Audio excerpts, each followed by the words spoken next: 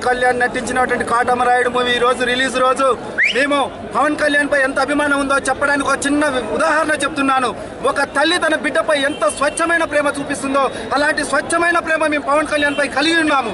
2 తెలుగు రాష్ట్రాల్లో బాక్సాఫీస్ వేటలో ముందుండి ఎలాంటి రికార్డులైనా నేనే తిరగరాస్తా, ఏ రికార్డు సాధించాలన్నా నేనే అని పవన్ కళ్యాణ్ ముందుకు వస్తున్నాడు. పవన్ కళ్యాణ్ ఎదుర్కోవాలన్నా, పవన్ కళ్యాణ్ ముట్టుకోవాలన్నా ఎవరి తరం కాదని తెలుసు.